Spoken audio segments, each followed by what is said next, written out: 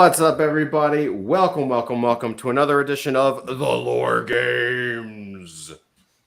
Dun, dun, dun. It is Thursday night. You know that in adult fantasy land, that means that it is time for the Lore Games. What is the Lore Games? The Lore Games is our opportunity to, as a community, come together to create the 30,000-foot view of the world and dive into some of the stories and create some of those stories on a deeper level. We have been grinding through a really great session. And I'm going to actually pull this up so we can see where we came from and where we are. Give me 1 second. Also, we have a massive lightning storm here. So I don't know if you can hear it in the background, but it's pretty big. In fact, the internet was knocked out. It knocked our power out for like a split second. Everything came back on.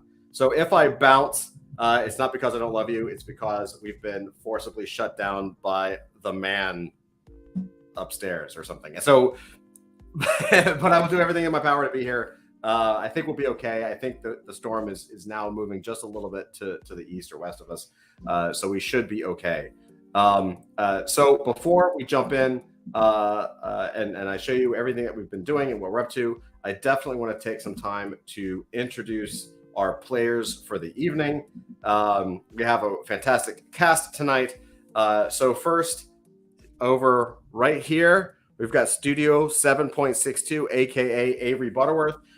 Avery is a phenomenal illustrator. He's got a background. He's worked with Image Comics, Heavy Metal, White Wolf Publishing. He's also the artist on the Adult Fantasy Mint Pass #1 Ashcan Edition and the Devoid Origin Comic #1. What is up, Avery?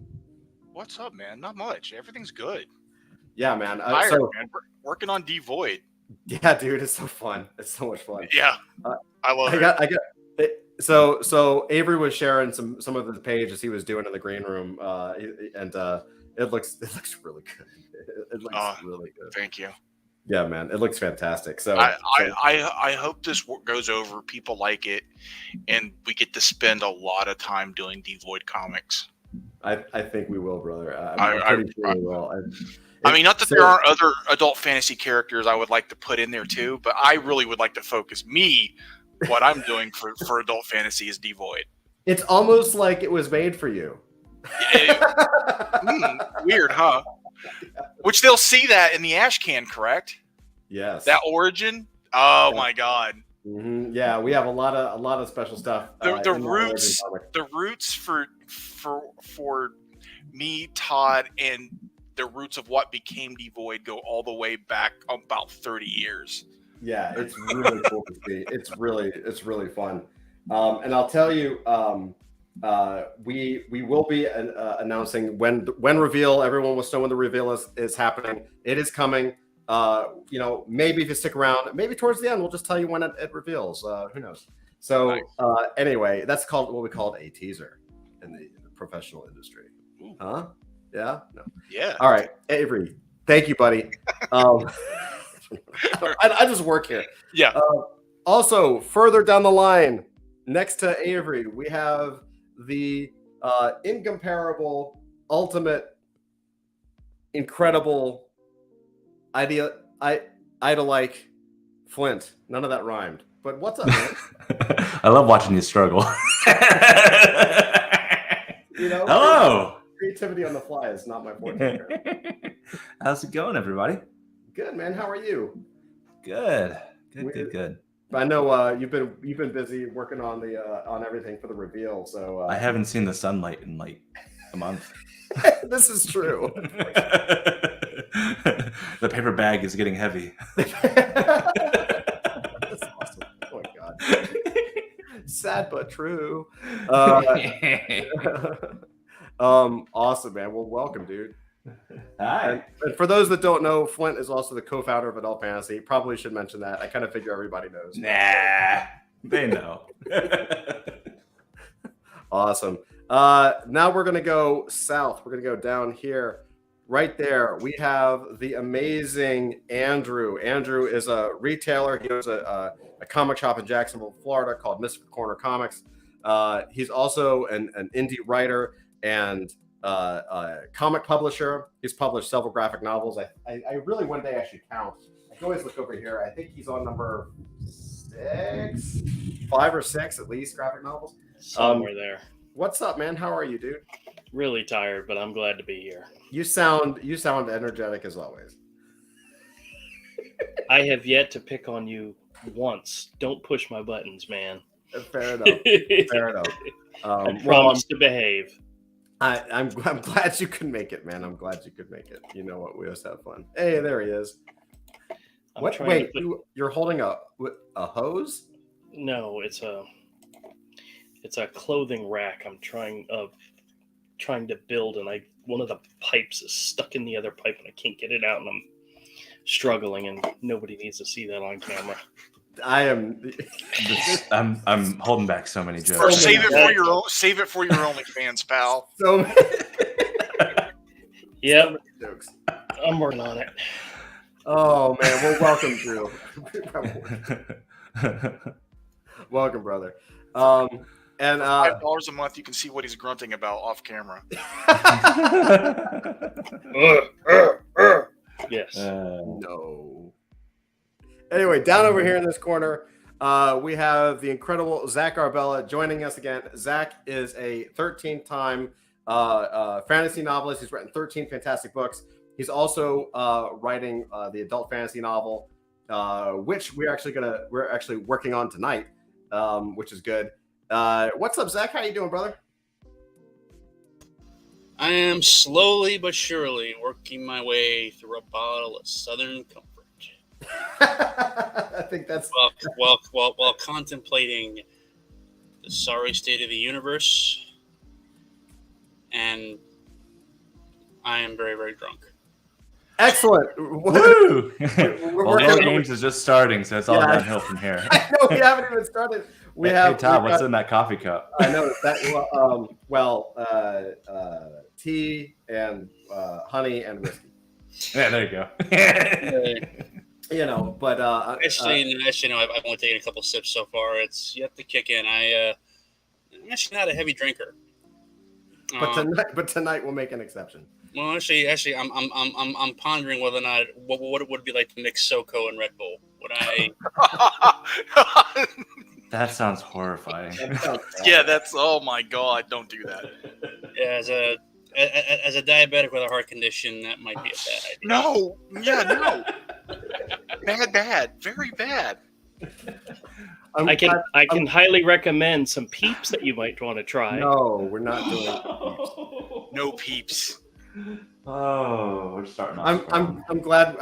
Zach. I'm really glad you're hitting your Kerouacian moment live on camera. It's wonderful. Yes. I'm looking forward to the day. I'm looking forward to the day when I slowly drink myself to death, and my days in impediment raging about all those damn hippies who actually took me seriously. Thanks, everybody. Good night. Yeah. I Not a hate fan of you. the hippies. All right. Well, Okay, awesome, guys. So anyway, I'm also gonna say hello to chat real quick, and then we'll jump in. Dusty, what's up, man? LFG, let's go. Welcome. KG, what's up, brother? Good evening to you. Dusty's typing out when reveal because that's all he's been answering for the last week. And what's up, Carrots? How you doing, brother? Welcome. Glad to have you as always. So here is what we're doing and where we are. So Lore Games is a gamified writer's room. So it is a structured way for anybody, regardless of skill level, regardless of professional ability, to take part in the creation of a world building universe, right? So what we're doing is we're putting these big milestone pieces and events together across time. These can be from the beginning of time to the end of time. What we ended up doing is, and as I'll share our first version of this, so I can just kind of walk you guys through this in a very brief way.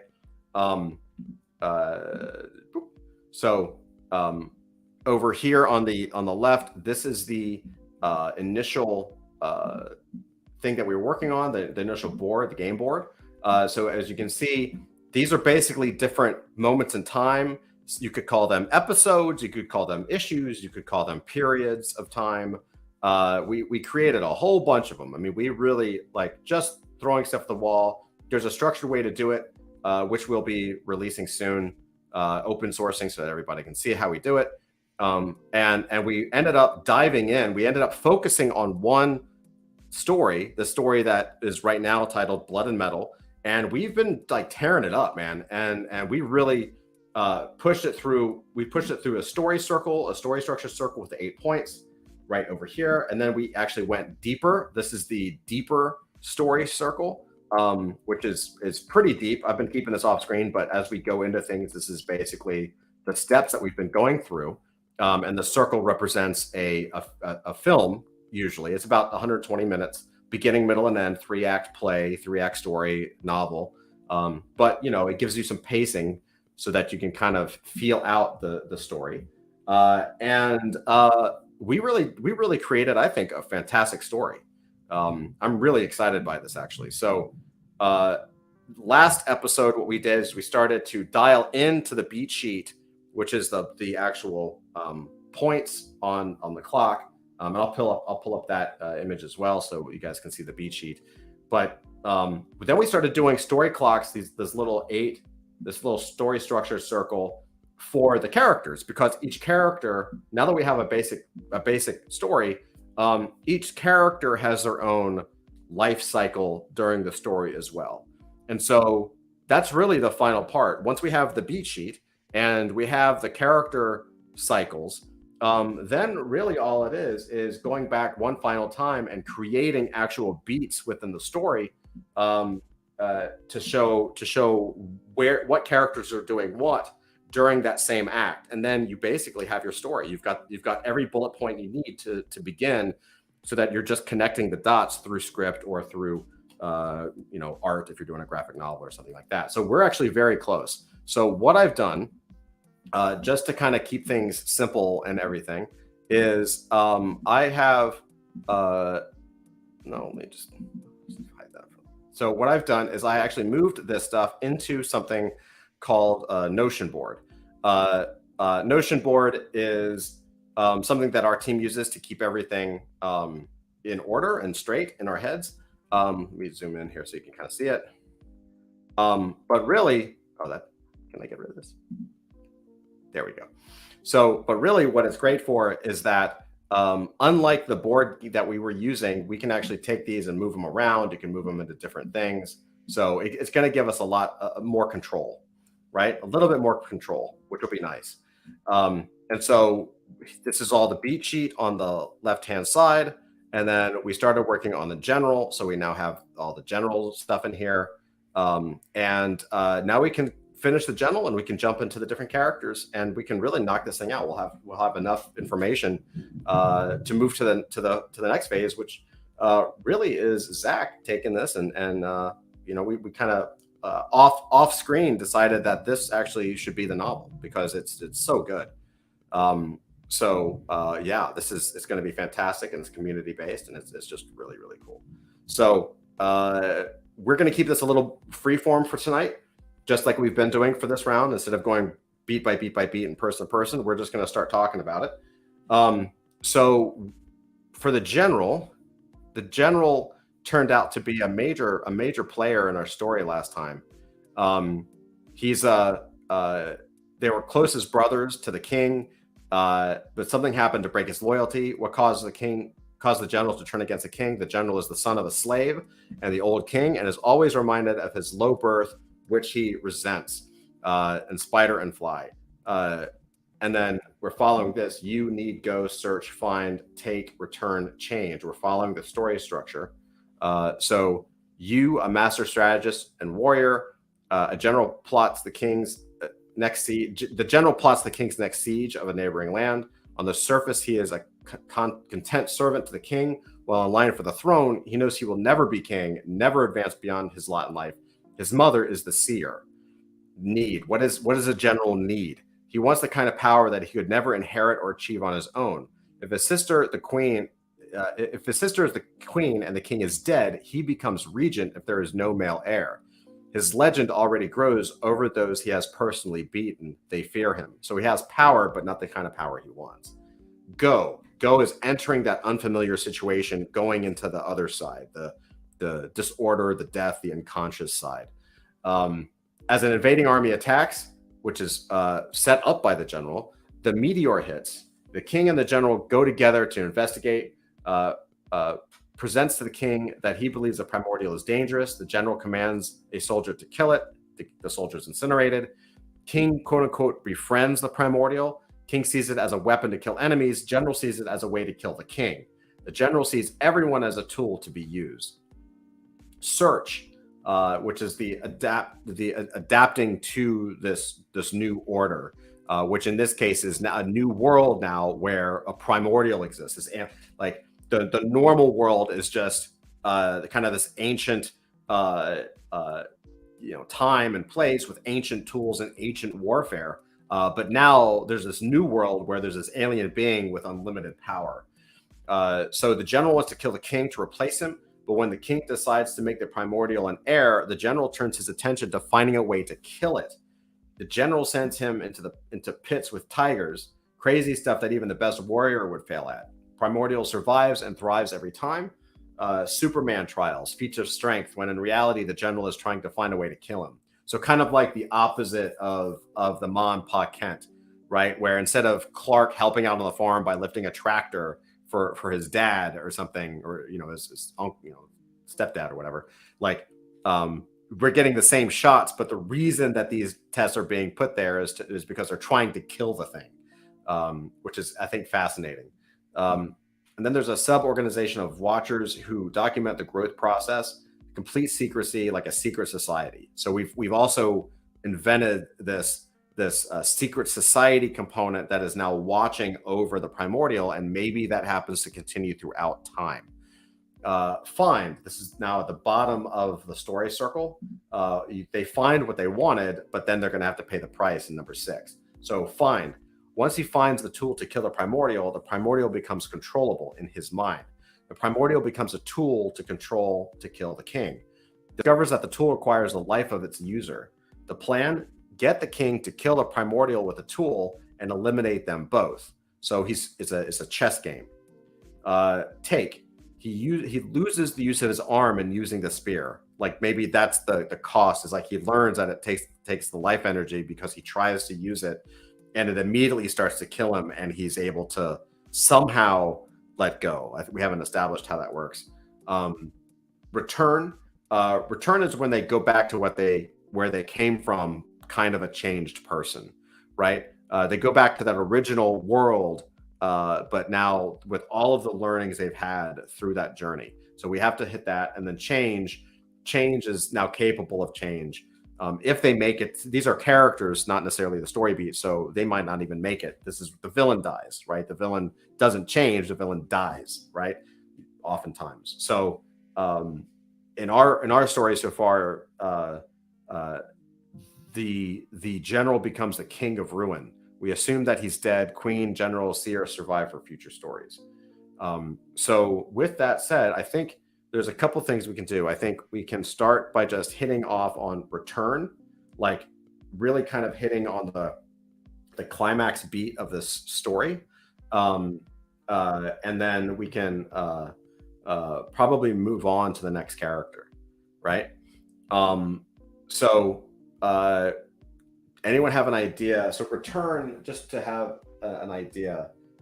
So inside of the take phase, this is where you have the all is lost, dark night of the soul, right? This is where you have like snatched from the jaws of death, and like basically this is in the normal course of the story is where the protagonist is getting his butt kicked, right? So for the bad guy, this is where the bad guys are winning. So because it's all is lost, but it's all is lost for the hero, not the villain. So we may want to flesh out take and return to boost our guy if we need to, right? If he survives. So do you guys have any thoughts?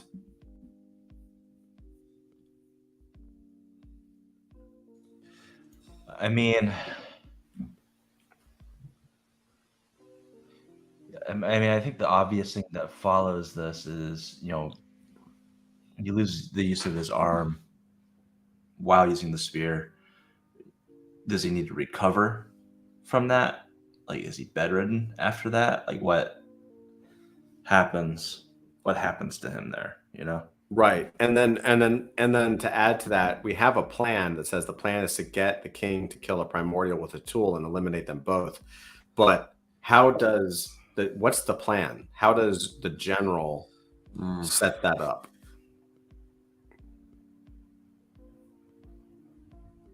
Yeah, I don't know. Ooh, I just thought of something. Ooh, please. Remember, one of the things that we talked about was that the king, in order to try to control the primordial, kills the queen. What if the general's plan involves killing the queen and blaming it on the king to have the primordial challenge the king or go after the king, and them to battle, leaving in an attempt to kill them both? Maybe that's the spark that he comes up with at some point. Okay. I don't know. Originally the idea was I imagine the king and the primordial are two characters that literally do not change through the entire story. Right. They don't grow. They don't become a different character.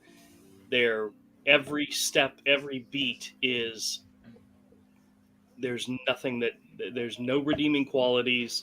There's nothing that makes them into a better character. They are like forces of nature. The two characters that, in my mind, do all the growing and the changing is the general and the queen. Maybe, I don't know. In my mind, I find more focus on those two characters than the primordial and the king. They have goals and different things that they want to do, but they're never deterred from that. I mean, the primordial is a force of nature that does not change. It's always a force of nature. I don't know. In my mind, that's kind of. Well, I think in terms of the actual. But this story is also part of the foundation of what allows for a character for the primordial to change. Right. Yeah. Right. And I think what's interesting is that the primordial, because the primordial is alien, it can change in ways that may not be recognizable. So it still has an arc, and you can still suggest that, like, the story suggests that he started off good and then was taken advantage of and took revenge, right? But it doesn't necessarily. But it's kind of like to Avery's point, kind of like a false narrator, because you don't really know the race or the makeup of the being. It could not give two craps about humanity, or it could really want to be loved, and who knows. So the story infers that this was a childlike being that was taken advantage of and then finally had enough and snapped and kind of was made to be evil, which is interesting later on when, in the modern setting of the world, he's like the Thanos bad guy, right? And then potentially later on when there's like a redemption arc for him. So I think, and same thing with the king, right? The king's redemption arc is him learning the lesson of power. He doesn't necessarily have to change his behavior because he pays for it with his life, right? And then in the modern context, as Solar Mannequin, like he's kind of living the punishment, right? Like Rageous is here. He says, "Hang on, good person taken advantage of turned evil sounds like an ex-wife." It's very true. Yeah, but the Primordials was never intended to be a good person. Right. He was in some of the future ideas that we have. He's literally supposed to be a cleansing creature. Right. You know, like in my mind, he's Doomsday, and Doomsday never changed. Right. From the beginning of the story to the end of the story, Doomsday was always the same, just like Superman was always the same. From the beginning to the story to the end of the story. That's the King and Doomsday. Fair enough. It's the people around them that change. Now, in the future, the Primordial could have a redemption arc in another story, but in this particular story, in my mind, it's some of these side characters that are so much stronger personality-wise. Like the old lady, the seer, could be a fantastic character. For sure. If played right, you know. Same with the general. That's why I think the general is probably my favorite character so far. Awesome. We can not, if we knock out the general, maybe we can do the seer or the queen next, right? Yeah.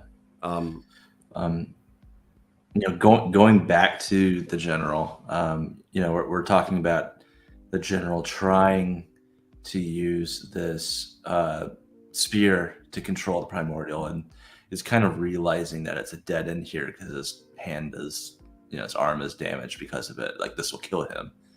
I kind of see, maybe that was plan A, and then killing the queen and blaming it on the king as a plan B. Like, okay, this didn't work.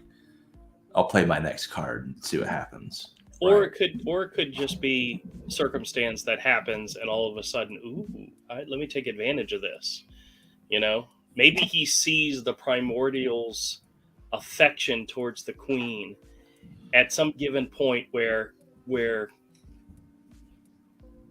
he realizes, this is where I can break him.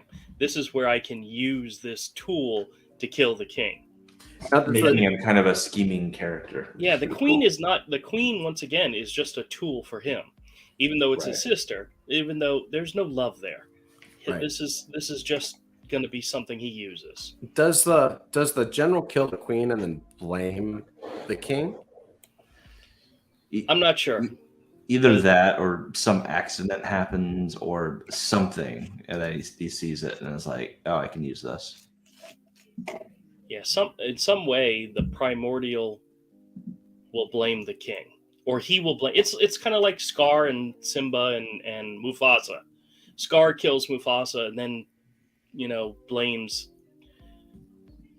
Simba, and Simba goes off with that guilt of, oh my gosh, look what I did to my dad. And the honest truth was, it was the Scar the entire time. Okay. Do I need to? Nope, not going to say it. I have seen The Lion King. Okay. Are you joking? By the way, I actually, just as the world works, total sidebar. By the way, I want to say, really quick, I want to say hello to J-Raw. What's up, brother?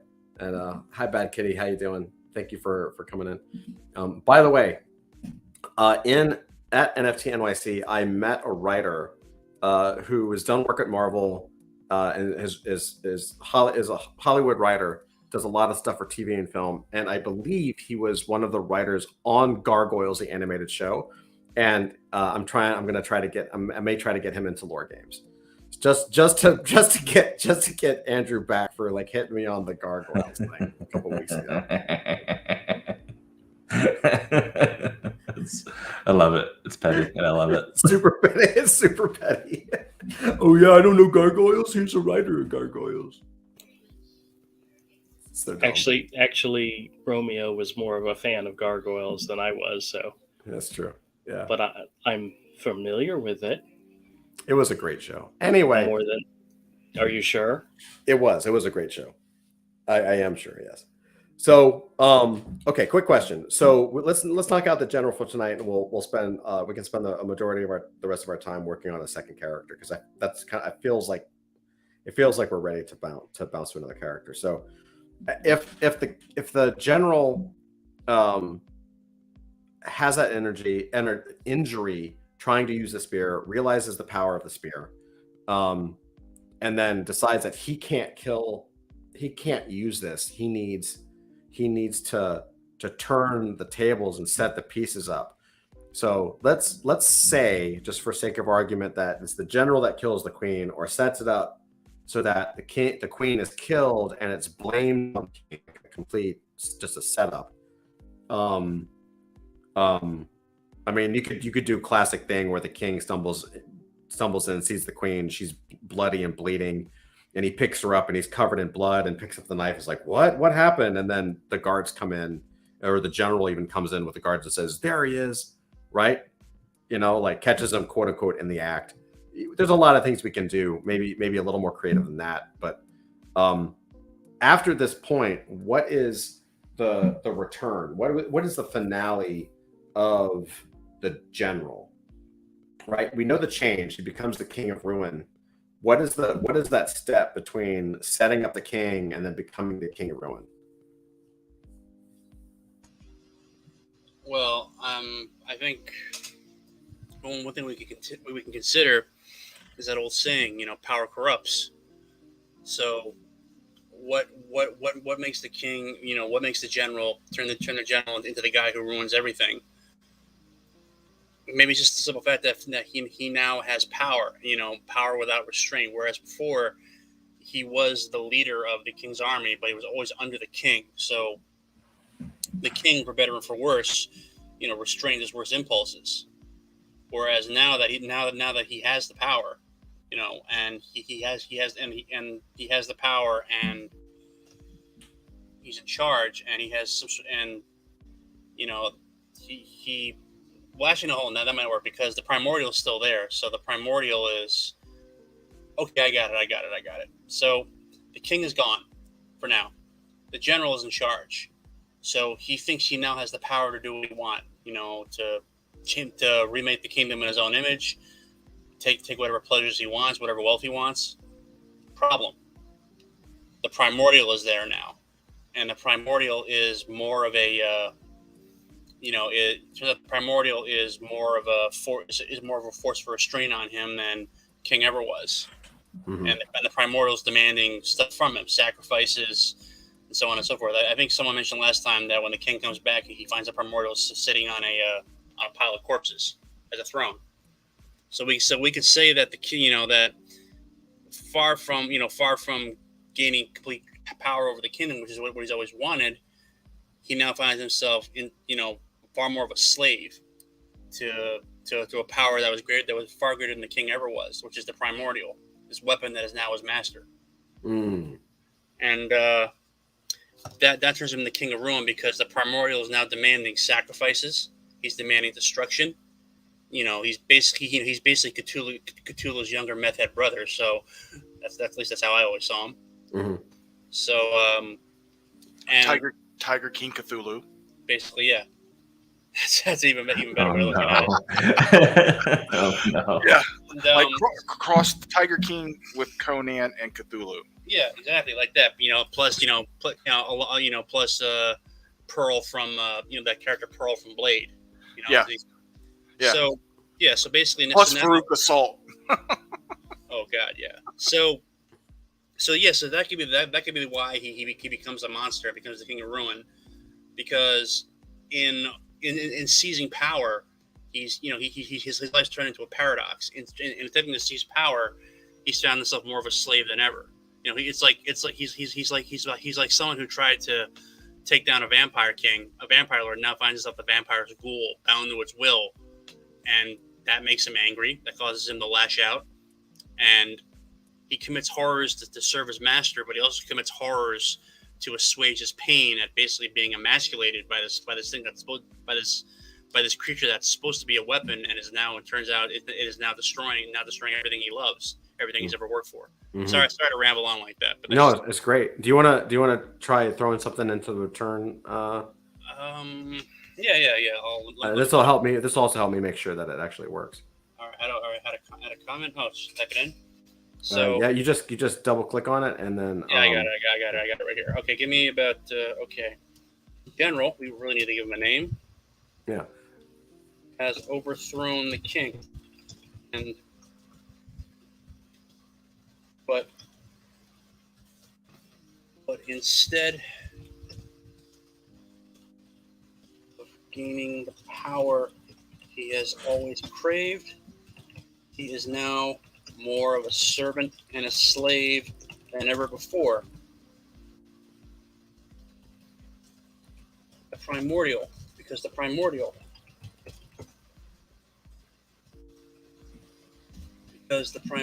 is now in charge. Because the primordial is now in charge.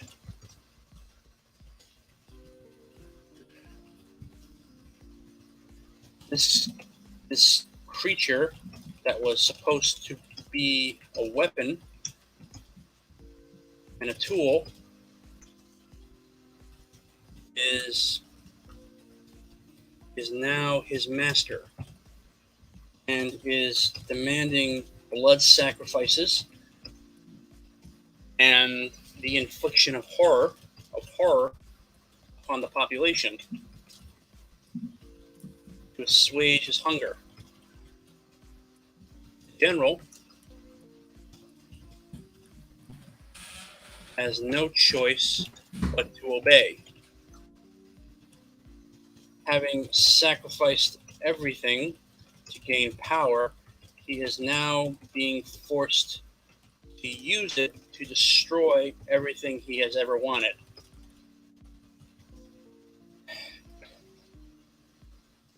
Okay, this makes him bitter and insane,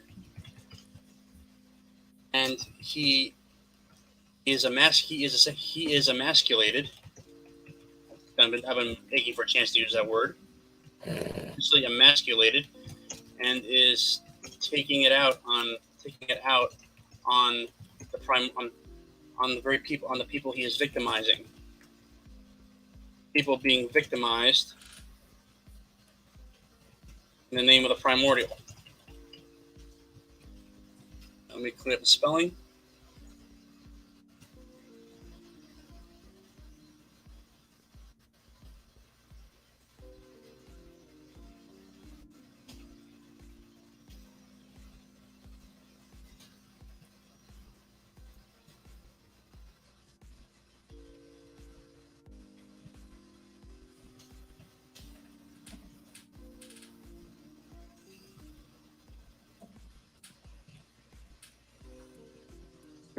Take a look. All right, hold on. Let me. All right, do you see it?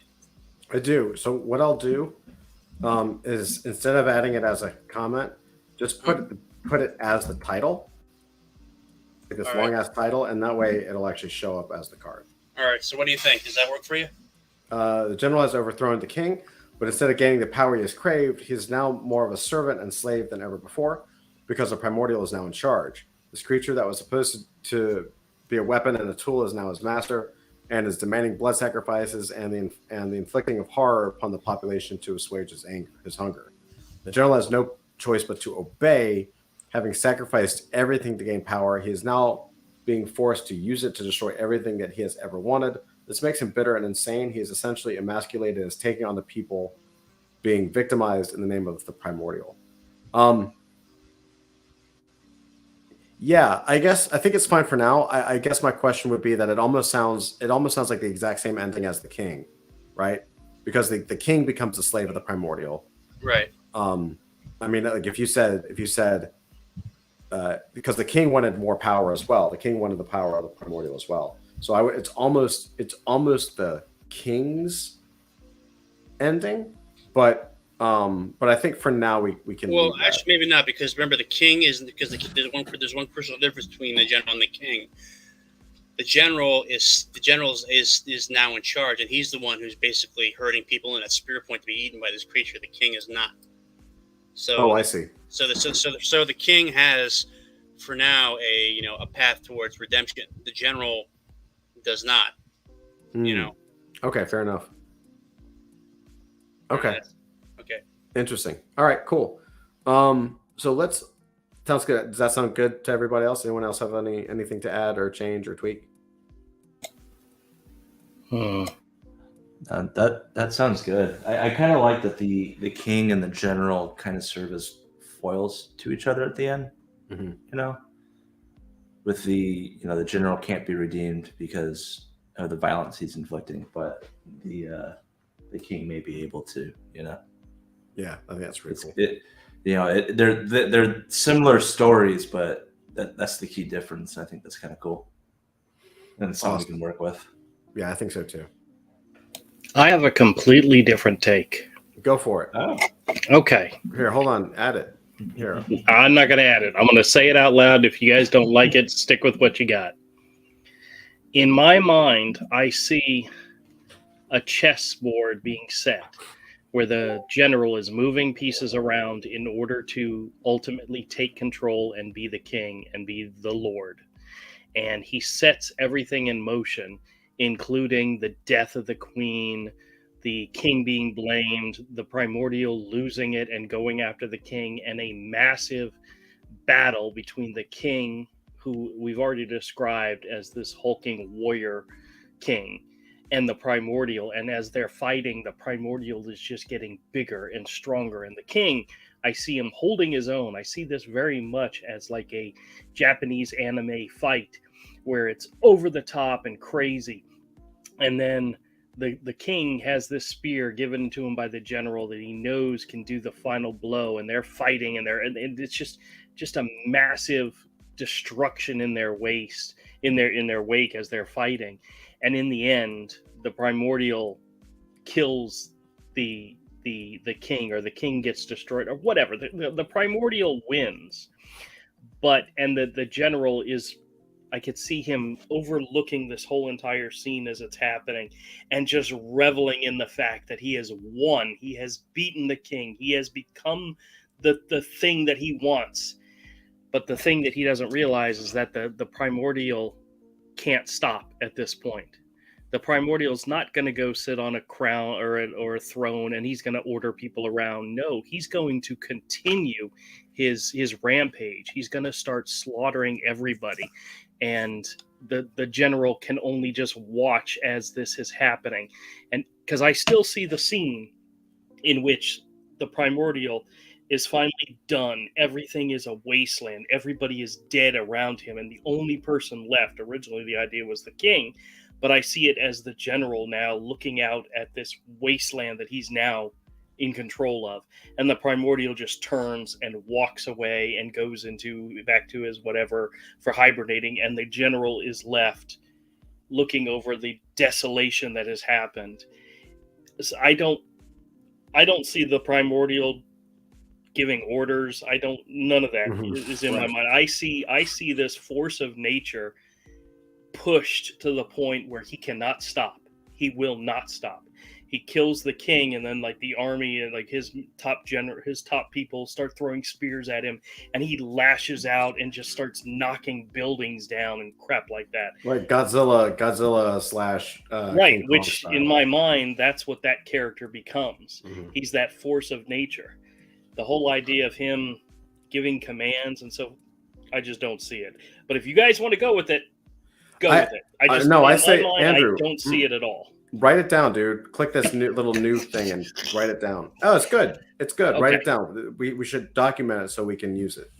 Or even if we don't have it, we should document it so that we have it. Well, I just when I'm imagining this, I imagine it less as a comic, which I know is or a graphic novel. I see it more as a movie, right? And I see an animated movie, a manga type movie with a huge battle scene, and I bet you Avery can see what I'm talking about because he's.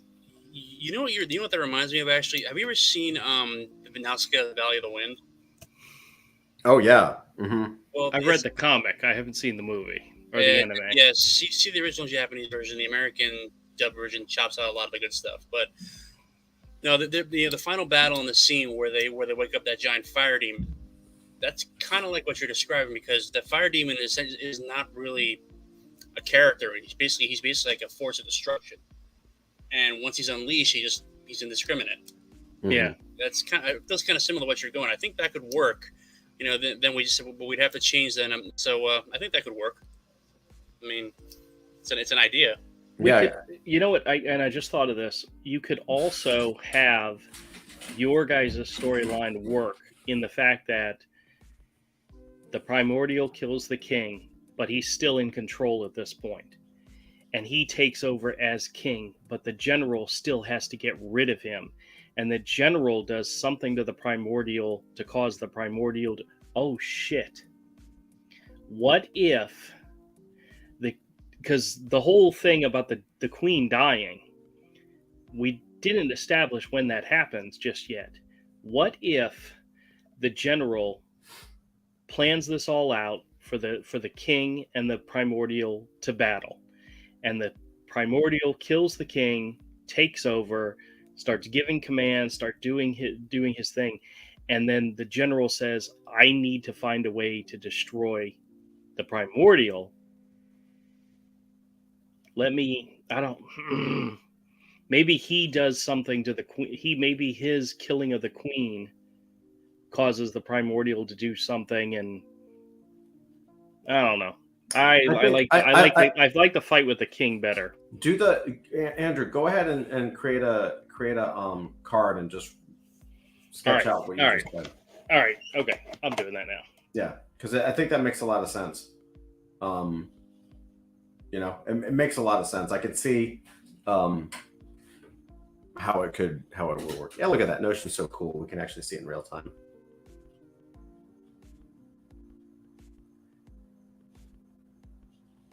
Because I can see how, like, if the queen dies, that drives the primordial mad. The primordial maybe starts some kind of destruction. The king comes in to face the primordial. The primordial wants to kill the king because he thinks the king killed the queen. They battle. The king dies. The primordial maybe is weakened, but is still the primordial, right? Or maybe gains the power back after being attacked. I don't know, but or it could just be like straight up like Akira, like the staff weakens him but changes him into like some kind of like amorphous blobby like giant thing, which is still tremendously dangerous, right? Just makes it uncontrollable. Like he starts taking on the appearance we already know him as. Right. He can't exactly. He can't like, and maybe he might be weakened, but now he is the part of him that's weakened is the part that actually could control the power. So whether he wanted to or not, the whole town is getting blasted, right? The whole city is getting destroyed. He's trying, he's just wrecking through it. People are getting sucked up into it or whatever. And that's the kind of the payback. By the time the primordial's done or drained or laying prone, from this exercise, there's nothing left except the general. And it's just like, you've got the king who's bled out. You've got the primordial who's now kind of maybe even looking like a husk at this point, or maybe a normal sized primordial or something, as he wakes up. And then you've got the general who's standing there, who basically is like the king of ruin, right? And so the general, the general maybe becomes the witness to the primordial reanimating the king as a servant, and maybe that's the whole point. Maybe the primordial does not learn that it was the general that killed his mom, or maybe he does, and that's what stops him, because he goes, oh, I destroyed this entire city over right, something that was a lie, right? Look what I've done. Right. You could bring it up. You could bring it up to make him stop, or you could not bring it up and have that be a driver for the reason he's like an unstoppable force of nature against humanity later on. And you might even be able to bring up the general and the fact that it was the general that killed his mom way down the road. You know what I mean? That might be, it's like a comic timeline. So you can, always bring up these things from the ancient past as like maybe that's what turns him good ultimately, to side with the humans to defeat the planet thing, you know? Planet thing.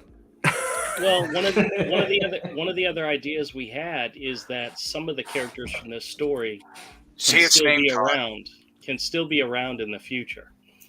I think the general, the queen, and the seer are all potential characters in the future. Mm-hmm. You know, Give it the respect it deserves, Todd, and say the battle planet's name. I thought we agreed that the name of the battle planet was just Battle Planet, Avery. No. It has a name when it transforms. Does it now? Yes. like Octopussy or something. Omnibus. Avery's going all in on Omnibus. I'm sure it's going to get changed by the time we actually do something with it. Because I sure hope so. as silly as some of these characters are, their stories can be quite serious at times. So. Hey, just so you guys know, I don't know if you know this or not, but if you click or you double click on the box that you're typing in, it blows it up really large, and yeah, just like that. Yeah. That's awesome. It makes it a little bit easier to see what you're typing. Yeah. That's how you fill it out. I mean, you can add comments, and you can add a lot of stuff in here, but for it to show up, you just type it as a title. Awesome. I think that's a pretty good arc for the general for now. You guys want to take a stab at no pun intended, a stab at the seer? Sure. Or is there another? Or do you want to do? I mean, I typed in seer, but we could do the queen. Who do you want to take on? Let's try the seer. Well, technically, it should be a seeress, but seer. I mean, just if we want to be accurate about it. Okay. I did not know there's a distinction. I had no idea. Yeah, me neither. We've referred to her as so many different things. There's no hyphen in there, by the way. Seer, the seeress. Seeress. Seriously. I'm totally serial. I hate to say it, but I see her, no pun intended, I see her as a character who at the beginning of this story and the end of this story is exactly the same. All of her growing, learning, challenges, all that happens before this story even starts. Well, I mean, as I recall, I mean, the idea we had about her origins is that she was originally a slave. Yep. Who was basically taken in war. So, we could say as kind of part of a world building exercise that this is ancient Atlantis. That ancient Atlantis was divided up into numerous warring kingdoms, and she was like taken prisoner in one of the wars. But because of her beauty and because of her powers, the king had her the king basically had his way with her, and we can see that we can maybe add an angle that it wasn't entirely willing on her part, so she's basically been kind of pissed off about that ever since. What if? So I've always seen the seeress. I've always seen her as a mystic, very much Mm-hmm. sort of like that wizard that sits by the king's side in kind of classic tales, right? An evil Gandalf, right? Kind of, but she's a midwife. She's a witch. She's a witch, right? So what if the way that the queen dies? What if she has an ability through witchcraft to like shapeshift or something? I have an idea. I have an idea. We could make her like Morgan Le Fay from the Arthurian tales. Sure. I mean, in the Arthurian legend, Morgan Le Fay was Arthur's half sister. Mm-hmm. And the story goes is that she seduced Arthur by taking on the shape of his wife Guinevere and gave birth to their bastard son Mordred, who ended up becoming the king, Arthur's downfall. So maybe we could play with that. So instead of her being like a slave, we could say that she's the king's half sister, the king's half cousin, a mystic, his mystic half cousin who, has her own ambitions, which and that could play into the general's origins. So why does he have? So instead of being the son of a slave, he could be, I don't know, the king's. I don't know. I mean, I'm just spitballing here. I do think there's more opportunities for conflict if it is family. Yeah. She's the Yeah. mother of everybody. The whole village. Everybody. She's everybody. She gets around. Oh no. She's like Okay. she's like Smurfette, basically. Yes. She's like, woo! Avery, can you explain that one Anyways. to Todd? Nope. Oh my God, Andrew, you're killing me, bro. Okay, so we'll get into you, but what if, just as something popped in my head and I want to say it so I don't forget it. Like, what if the way that the queen dies is that the seeress is a witch and she has the ability to cast spells, and maybe we see that early on in some lighthearted things or something. Flowers growing, or I don't know. But what she does is she ends up casting a spell on herself that basically gives the illusion that she's the king, and that's how she stabs the queen, because she wants her son, the general, to be in charge, right? So she stabs the queen. So we actually have the king stabbing the queen. Maybe even the queen fights back and stabs, gets a good shot in on the seer. I don't know if we want the seer to live or die. If she dies, that would be a great way for her to die, because she could go around a corner, drop the illusion of the king, and then just bleed out as the seeress, right? But regardless, like, you could actually have a scene where the king is killing the queen, and the primordial could see it, or could, I don't know if he would. I don't know how we're going to have it seen, but because the seeress wouldn't live. But does that sound like anything? I like the image that you're describing. Yeah, I think that's really cool. Right, because we've set it up like that. The general wants to be king, and has to make sure that the king is eliminated.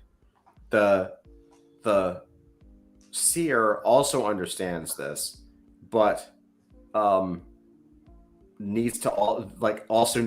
kind of need to have everyone eliminated for the general to be king, right? Because if the queen is there, she's going to nurture the primordial, and if the king is there, he's the king. It'd be interesting if it's something that the seer hasn't planned with the general, like she's acting on her own devices, and then the general just takes advantage of it. Question: are we still working with the idea that the seer is the general's mother? Yeah. So what if, as a way of showing just how much of a bastard the general is, he has his mother kill the queen, and then he meets his mother in the hallway outside, and then he kills her. Why would he kill her? Because she's a liability now, because she knows too much, because he had her kill the queen, which means she's a witness. And we've established the general is basically a power hungry psychopath. Yeah. Who's basically eating up, who is basically hates the king, and it's like in a lot of stories, what distinct, when anything, and a lot of stories that aren't Game of Thrones, for example, the bad guys are usually are usually bad because there's something about them that makes them do things that people normally would do, like murder their mothers.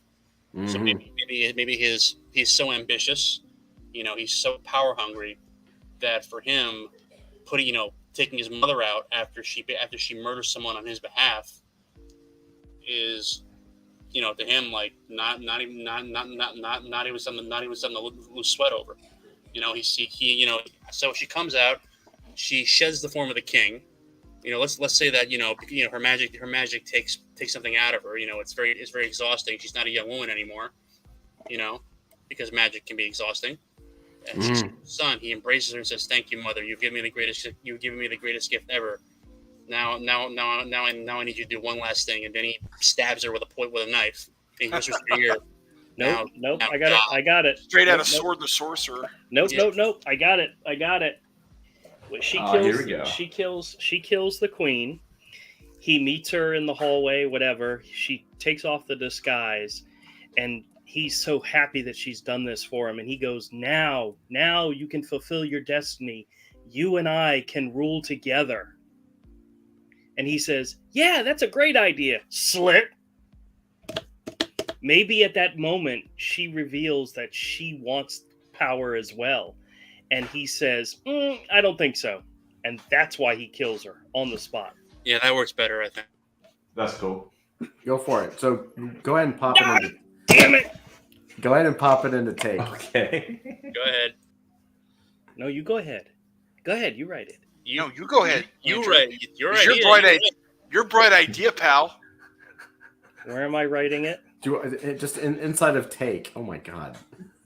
It's basic typing.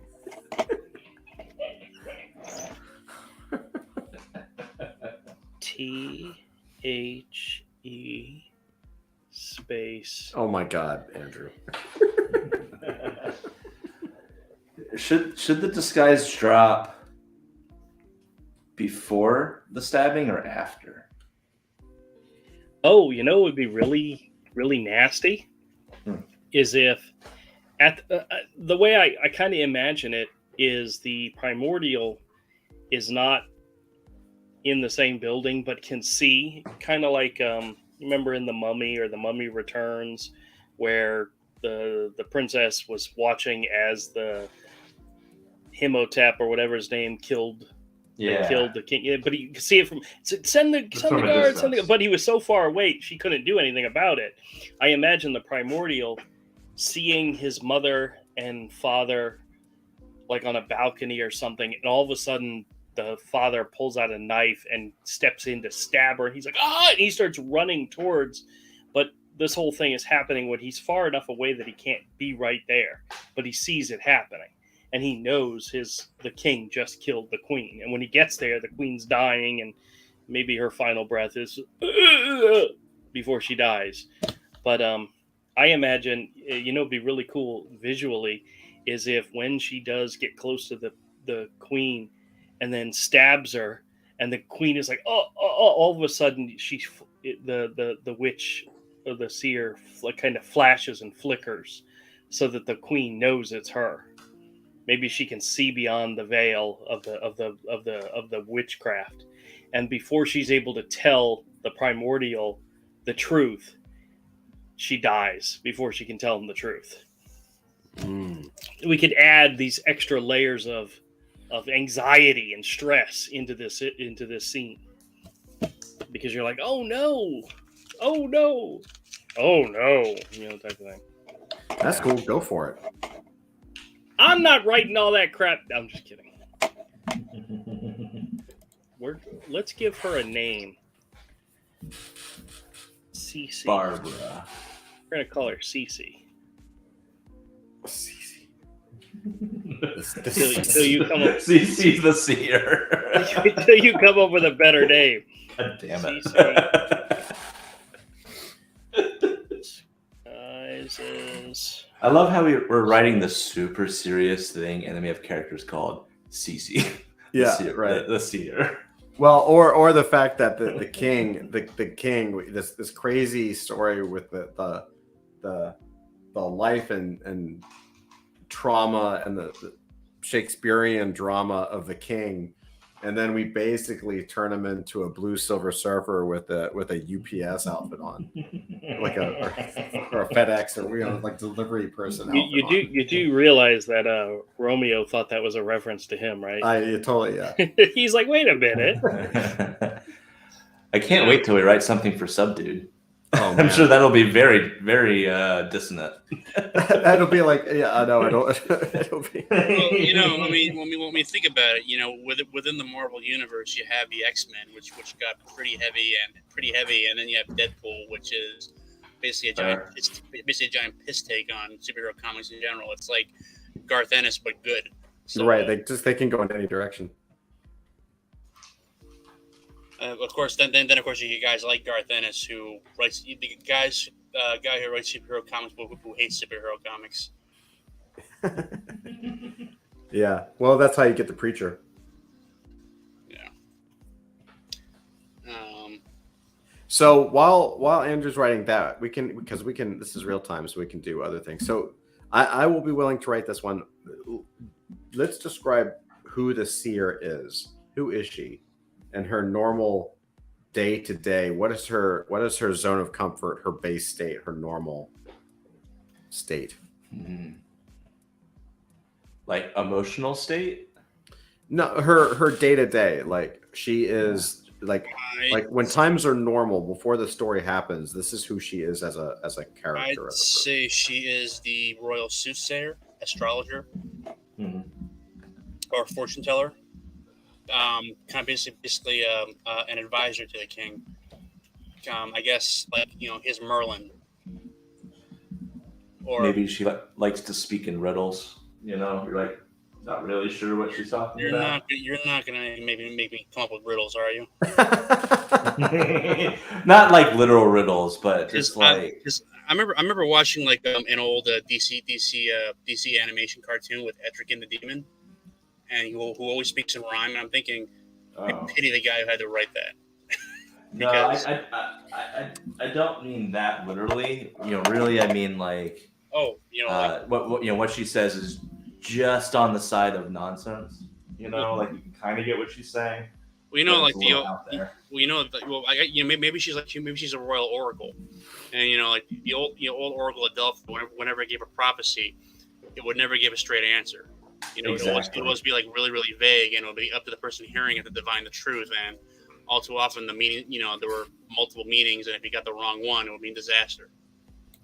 Actually, if you wanted to be cute with it, I have a character in my book, Hero, who's an oracle, and anytime she appears and there's a conversation, she already knows how the conversation's going to go and what's going to happen, and she kind of slides that in from time to time to the point where if somebody says something, she goes, "Well, of course, that's exactly what I knew was going to happen." She could be very much like that in the fact that nothing will surprise her, and when other people are surprised, she's kind of like, "Well, what are you talking about? I knew that was going to happen." Even if she doesn't reveal anything, she always knows what's going to happen next. Until it does kind of open up her and kills her. Yeah, I was gonna say that is a little bit of a hole. But maybe she says it to make you think she already knew it. So, like she's kind of bullshit. Yeah, exactly. Well, in my book, the character, she'll be like, the characters will show up and she'll, "Well, you're late. I expected you here hours ago. Like, how'd you know we were coming?" "Well, I already knew," that type of thing. But in the book, she actually sends word to somebody far away that one of the characters is actually heading that way, and she does it days before the character even shows up, because she knows that they're going to show up, they're going to do what they're going to do, and then they're going to head in that direction, mainly because that's where she's going to tell them to go. But she knows they're coming ahead of time, so she lets them know. So, but you can BS it and make it seem like she knew everything, and she knows everything every time anything happens, even if she's just full of crap. That's you pretty could be, good. without rhyming, you could be funny with it. Right. That's all I'm saying.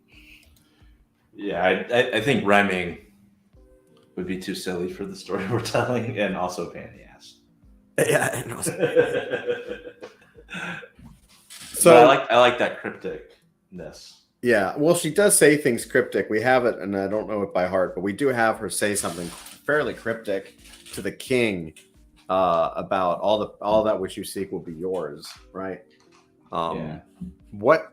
So she's the royal soothsayer, fortune teller, advisor to the king, his Merlin, mother to the general. Any other basic component of a character, like she's that I'm missing? She'd also be like a practical general healer, because she's giving medicine to people, including the queen, which of course causes her to lose her children. She reminds me of the Wicked Witch from Snow White in a lot of ways. right? Like she's kind of like the poison apple, but giving that to the king, kind of a thing, or the queen, right? Like her to the queen is Snow White to the Wicked Witch. Yeah, of course, because she wants to be the fairest in the land. Right. I kind of see her as like very old, but hiding how spry she still is. You know, she's hiding her capabilities a bit.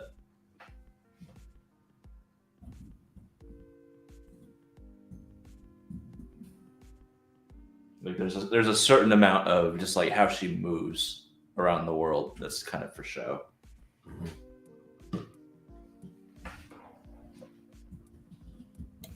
It reminds me of that one guy from Game of Thrones.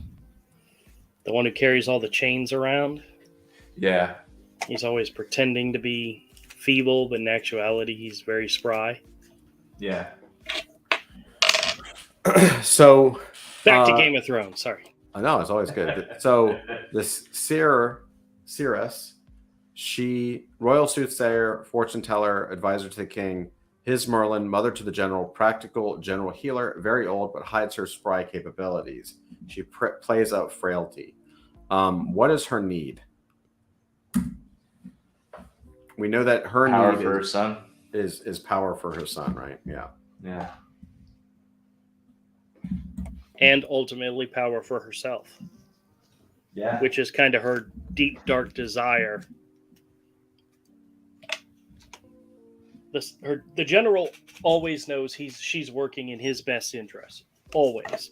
He can see it. He knows it's happening. He can command it. You know, she's more than willing to do whatever it takes to give him power. And when she reveals to him that now you and I can rule together, he says, yeah, I don't think so. What's a scene?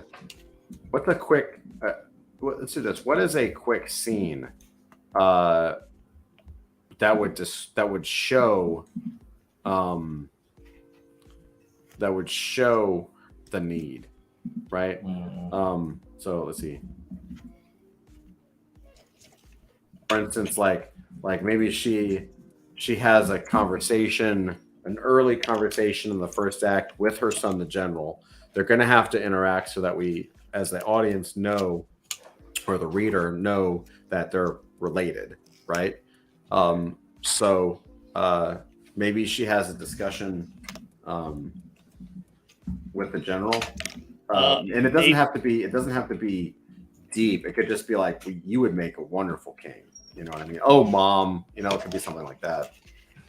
How about the general sees an opportunity to stab the king in the back, and she stops him and says, "No, now's not the time. You'll have time in the future, my son." I don't know about going ahead and announcing so early that the general wants to take him on. We can't really do that in Act 1, but we could say is that something to the fact of like your time will come. Yeah. How about this? Actually, here's an idea. Maybe the king it's the aftermath of a battle, and they're divvying up the loot. You know, plunder, slaves, prisoners, all that stuff. And the king claims the lion's share for himself because he is king, even though the general's done all the hard work of actually winning the battle. And the general is upset about all this, and he's ready to speak up, but you know the seer places a hand on him and says, "Not yet, not now. You know the time. You know now is not the time, but it will come. But bide your time, and the plunder you're losing now will be nothing compared to the power and wealth you will gain." Or words to that effect. Yeah. Okay. Your time will come soon. Something like that. Maybe they've just won a great battle, and instead of touting how great his general was, he actually insults him. And the general, he says something to remind him of his low place in life, you know, and then he wants to. Maybe he reaches for his sword, and his mother reaches out her hand and says, "No, now's not the time." You know, you could establish a lot of things in just that one scene that she's his mother, that she's telling him there's a time and place, that he's jealous of the king, but that the king always reminds him of how low he is, even when he wins the battle for him. There's a lot of stuff that can happen in one scene like that. Sure. What's up, Wizard? Wizard says when reveal. It's coming. We're going to talk about it before we go. By the way, it's a good soon. It's a good reminder, chat. Like this is your time too. You're more than welcome to listen to us fools talk all about this, but you are more than welcome to pitch your ideas and any concepts that you guys come up with. Right? Like feel free to bump in 100%. So no fear and no harm, no foul. We're just saying stuff that's off the top of our head too. So, all right. So, welcome, Wizard. Yeah. Okay. So maybe a scene for that could be there's an argument, maybe an argument with a king, or maybe the king doesn't see. Maybe king doesn't recognize.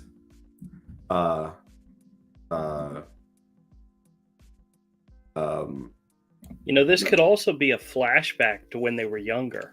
Maybe establish the fact that he's wanted to gain the power and take out the king for a long time.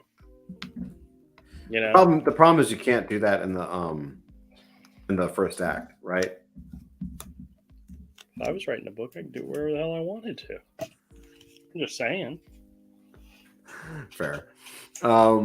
Zach, okay. You could write it wherever you want to, man. Don't listen to Todd. Sorry, what was that? Take that, Andrew. Oh my God. I was just saying how much smarter Todd was than all of us. No, that's not what you were saying at all. Yeah, why do you think I'm friends with him? Because I get to stand in the shadow of his sunlight. Oh my good God. See, now I know he's drunk. Yes. Well, yeah, just Shadow of his sunlight. Yeah, he doesn't cast sunlight. Hey guys, listen.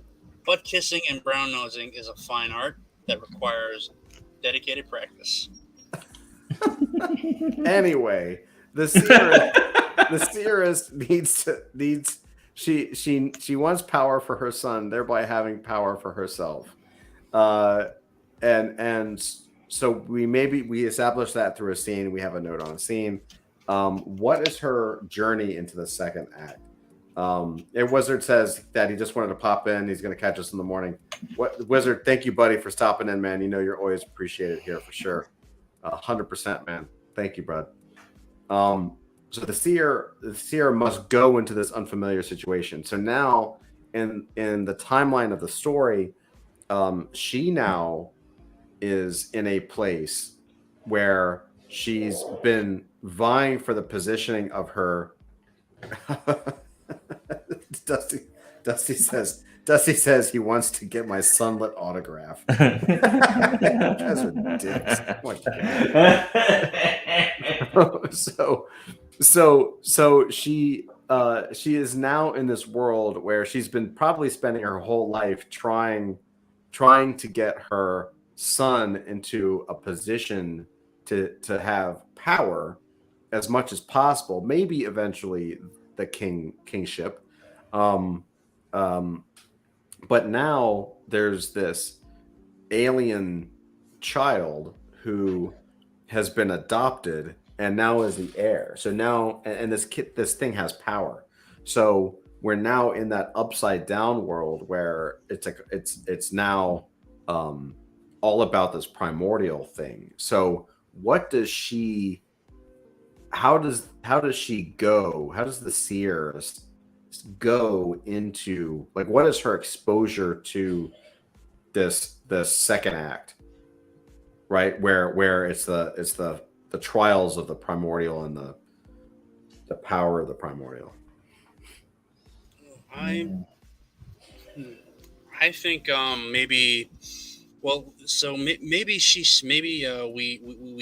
do a scene where we see things from her view, and she sees a vision of the primordial, as a source of power, as a weapon, as as a godchild on Earth, sent to that will bring eternal victory to whoever has control over it. She's a mystic, but she's also and we could say in that she's blind, like her son. She has power, she has wisdom. Her son's a great war leader, but he's blinded by his ambition, his hatred of the king. She's a great mystic, but she's also blinded by her ambition for herself and her son. Mm. So we could see her as, we could say, here's what we could do. We could say that she's the one who convinces the king to take the primordial in because she sees his potential, but also sees it as a way of, as a route for her son to ascend the throne, or some of that effect. Right. Well, that would work because we're establishing in the same section that the general sees the primordial as a weapon to kill the king. Yeah. Right. So bringing the weapon into the house would allow. Well, first he tries to kill the primordial and then realizes that it's a weapon. So, that could work. All right, Zach, do you want to take a shot at writing that card? Yeah. Where do I put it? It's just in go right here. Go. All right. I'm gonna write. Okay. Go.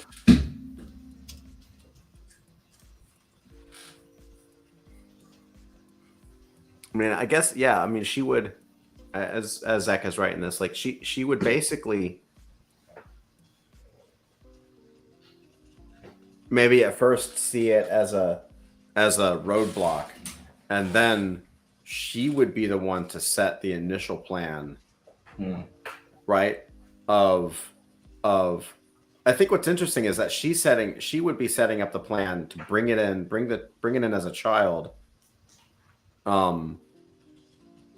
for her own chess game, and of course the general would disagree and just go try to kill it, right? So everyone starts to play their own chess game, right? Right. They instantly, really the only one that doesn't have, well, I mean, even the queen has her own chess game, which is that she wants a child to ascend to the throne, right? Even if she's the purest of the characters and maybe even doesn't care about maybe cares more about having a child,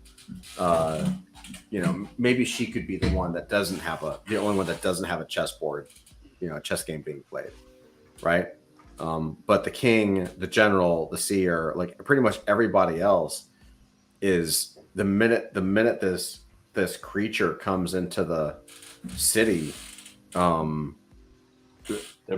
all these different chessboards start playing out, right? The seer sees the power of the primordial and convinces the king to take it in. She understands that it will bring power to whoever controls it. Now, what's her end goal, Zach? What in her chess game, why would she want to bring the primordial in? Okay, give me a sec.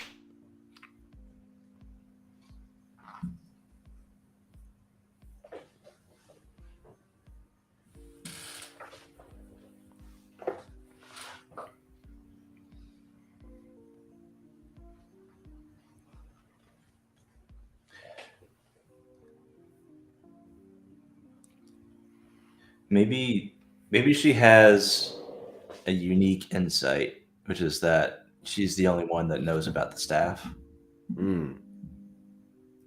So the king's bringing in the primordial,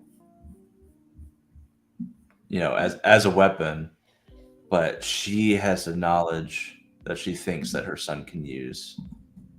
So it's an advantage to her son and not the king.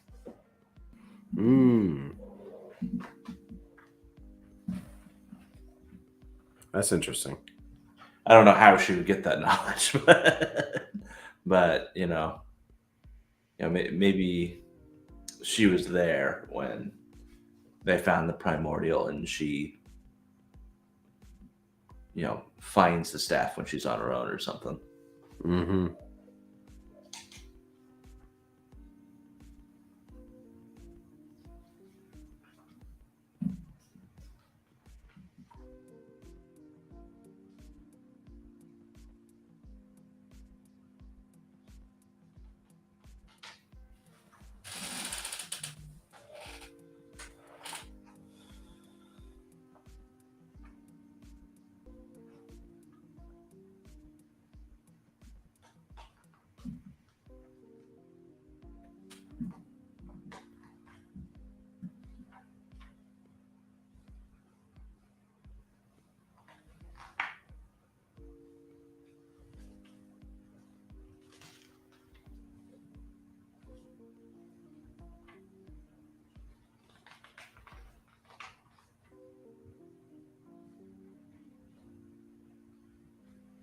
Sorry, try it now.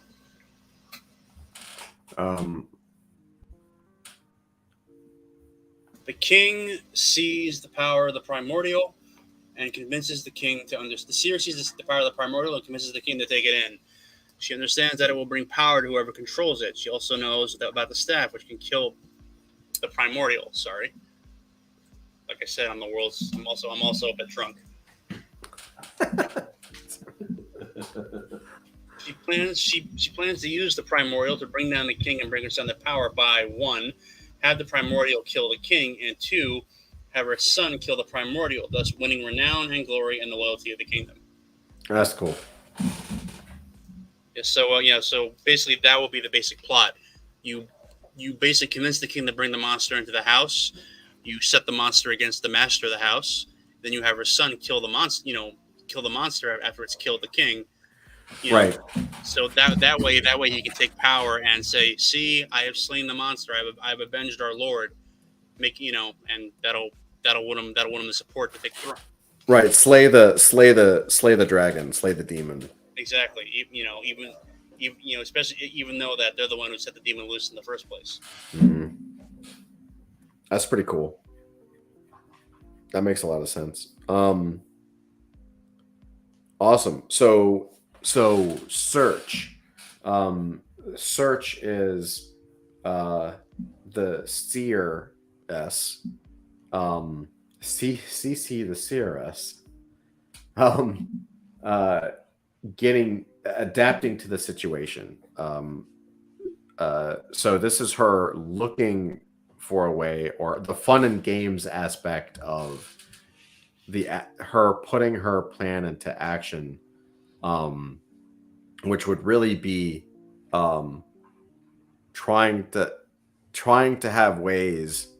I guess it would be trying to have ways that the primordial trying to set up for the primordial to kill a king, maybe, or it would be some other. It would either be events like her trying to get the primordial to kill the king directly, or her actually like setting the stage for it, like through wicked tongue, like forked tongue, trying to get everyone to turn on the king in some kind of way.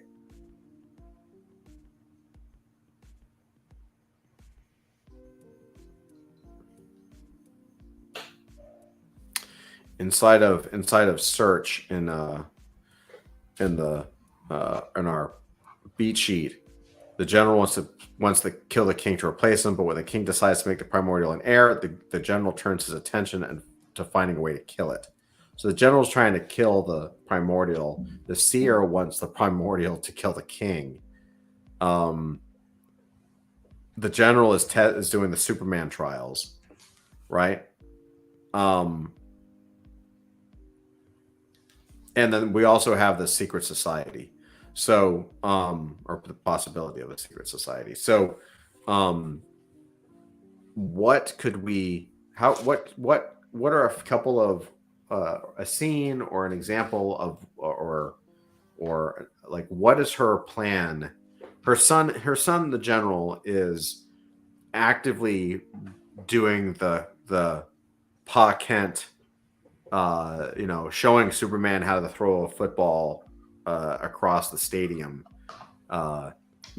The only twist being that he's actually trying to kill Superman, right? Like Pa Kent is trying to murder Superman in the kindest and most subtle of ways.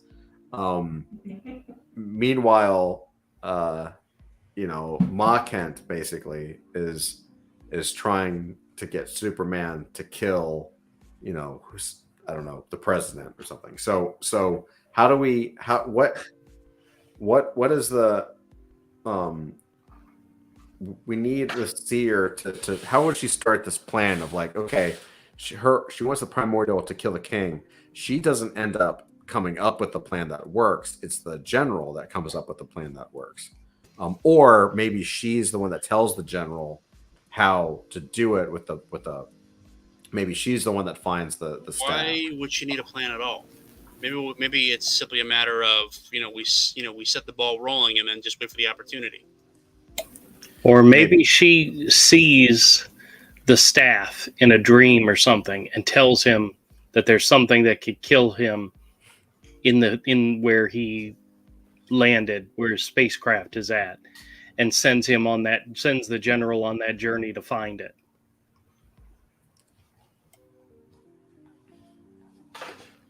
That could be interesting. Maybe she's the one that actually does the search.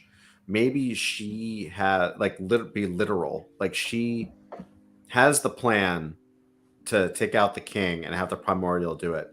Maybe what she does during this section of the clock is she's actually sneaking out into the night, going to the meteor crash site and digging through these like ancient, these crazy, architectural spaceships things and finds the staff, or finds the gem that she ends up putting into a staff. Right? Like maybe she's the one she literally has a search. Right? The general is searching for a way to kill the primordial. The seer is searching for a way to have the primordial kill the king. And so she's looking for clues inside the spacecraft and finds this glowing thing that maybe instinctually she believes is a way to control. Well, actually, I got it. What we could say is, she's a seer. So what we could say is we see her standing over her bowl of water or examining the guts of a freshly killed sheep. That's because that's what they do. And she sees it, and let's say she sees a vision of an ancient battle on some planet somewhere, not obviously not Earth, and she sees the primordial or a creature she recognizes as the primordial, but maybe in a different form. And then she sees a hero wielding the staff, and the primordial going down through it. And then she sees a vision of the staff being placed in the ship with the primordial. So she knows. So that way she knows. So that's how she knows about the staff, and knows it's here on Earth. And then she goes to look for it. I mean, if she's a seer, she would be able to know these things. Yeah, I think that's cool. That kind of makes sense. What do you guys think? I think that makes sense. Having Write it up, Zach. God, Andrew, such a dick. Did I say something to you, Andrew? Or No. No, this is Andrew's persona. All right, yeah, he's just mad he hasn't been able to interject in its natural habitat. This is a search, right? I can really relate to the general. I really can. I see. If you guys want to call him General Drew, I would be honored. No. He's just mad he hasn't been able to interject any furries yet. That's true. Hey, we're getting there. Life finds a way. Yep. I do believe that is. I do believe Andrew, that is the tagline of the furry community. Can I ask you a question in all seriousness? Sure, Zach. Did did you A, see the movie version of Cats, and B, did you enjoy it?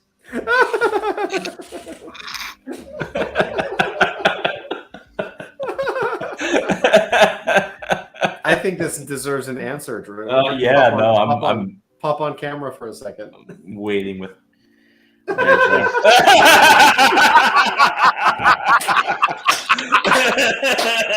I've literally the entire time petting the cat. Oh God, I can't believe that. That's a yes. All right. No more questions. I did not see the movie Cats. I saw the trailer, and He's waiting for Steel Bookcase, then he'll buy it. Okay, Rum Tum Tugger. Oh man, Ray just says solid.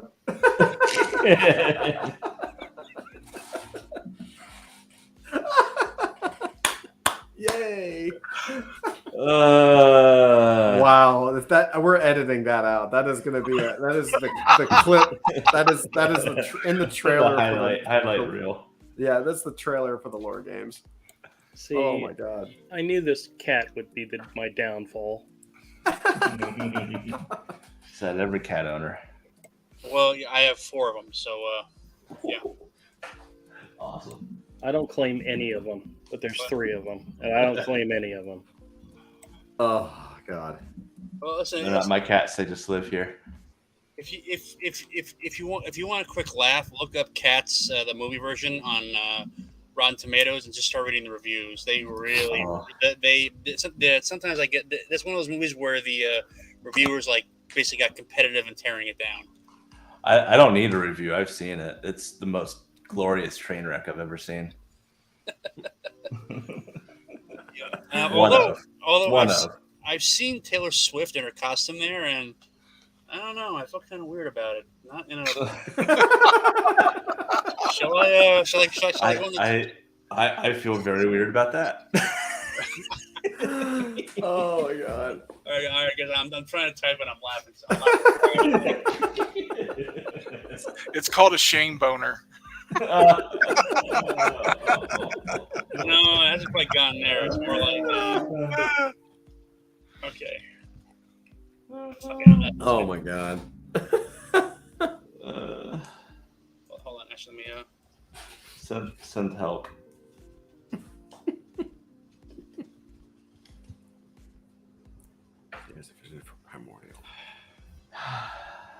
Done. The seer has a vision of the primordial in a different form in battle in a strange world against an alien warrior wielding the staff. She then sees the staff being placed in the ship and being sent to Earth. She then goes to look for it and finds it. Yeah, that's totally cool. Yeah, I could see that. And so, well, then that would be fine, right? So you could even say, well, I'll just copy paste this for time. Fine. She then goes to look for.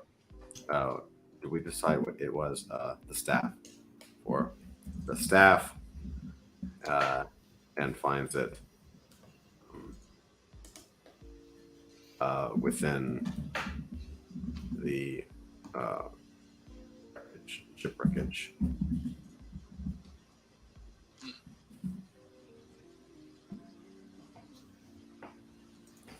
Awesome. So she takes it. She obviously takes. There's a couple of take, because we know that she takes. She takes the gem. Maybe, but she has to pay a price. So take is like paying, is like you get what you wanted, but you have to pay the price. She takes. Ooh, maybe when she picks up the staff, it like cripples her hand initially, or does something bad to her. Well, what if? Well, here's the thing. Maybe we haven't, outside of just the power to kill the primordial. We haven't really established what this stone does. Maybe it's just the stone, and she's the one that puts in the staff. Whatever. She gets the mythic object. What if what if because she's a seer and she's now in possession of this alien gem, she starts having like delusions and she's like hallucinating, right? And maybe that's what actually motivates her to kick it up a notch and kill the queen, right? Like you could have a whole thing where she's like, maybe she's not like I mean, you could do some really cool stuff here. Like you could say like she's let's see, I'm just gonna write this out. She begins to have dark visions, nightmares, delusions, and like psychotic. What did I say? Not psychotic breaks, but like she can't tell reality from fantasy. That would be a psychotic break. She owns it now. Like she might be wearing this around her neck for all we know. Like we don't know, or just in being holding it. You know, yeah. So she's having these things, but then you could also, because of this reality play, you could have it where she wakes up or something and she looks in the mirror and all of a sudden she's the king, right? And you as the reader don't know what the hell, she's just crazy. She's the king. But then that's her kicking it up to another level and she ends up killing the queen. And then you realize that she's actually taken on the illusion. The stone has granted the illusion of the king. She wanted power. The stone gave her power to be the king in an illusion, like an illusory way, right? Like it almost like an infinity stone kind of power, right? Like that would make sense of her disguising herself as the king without giving her a superpower directly, right? Without giving her like a mutant ability to change form, for no reason. That's what do you guys think?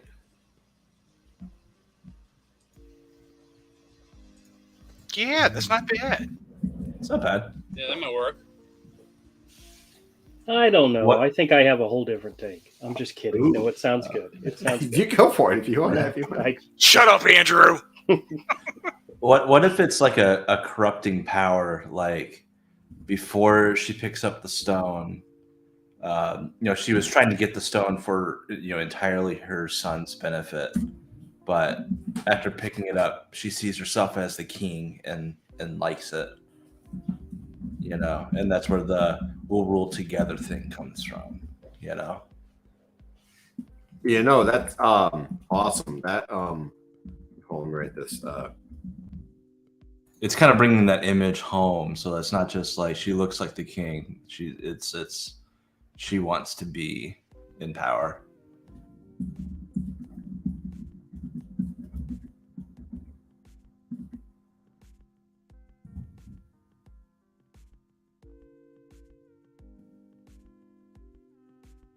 What's really cool about that is, Flint, I'm going to ask you this, but I'm going to guess the answer is no. Have you ever seen the movie Heavy Metal? No. Yeah. So Heavy Metal is an animated film based on the magazine comic Heavy Metal, the same magazine that Avery actually has drawn for. They came out with a cult classic movie in was it the 70s, 80s? Yeah, it was the 70s. 70s. Oh God, you better get these references right. I'm not going to get these references right, Mr. Wikipedia.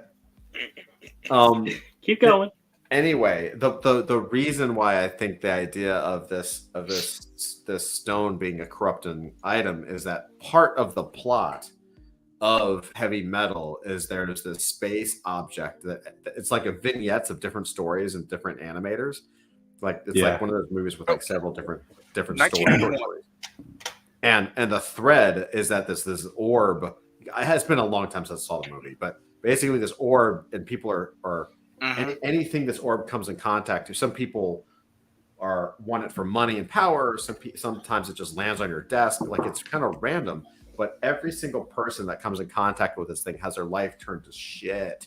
And it's just like this the whole movie is like these vignettes of people and situations that involve this orb. Right? It's pretty cool. Mhm. So it kind of that actually has a really cool, like, including the stone in that context actually has a really cool pop culture, like an inside baseball pop culture reference that I dig. Yeah, it came out in 81. 81. I knew it was somewhere between then. And Yeah, like I figured it was like 79 or 81, something like that. Yeah, somewhere in that ballpark. Yeah. I remember I was like 5 or 6 the first time I saw it. Yeah, that was like 6. I would have had to have been 6. That's an eye-opening movie because that thing's got tons of sex and violence in it. Yeah. Okay, cool. So I know this is not the best paragraph, but she takes the staff. She begins to have dark visions, nightmares, delusions, psychotic break. Is the gem causing it? A corrupting power. She sees herself as the king. We'll rule together, etc. She wakes up and sees herself as the king. Is it a delusion or a disguise?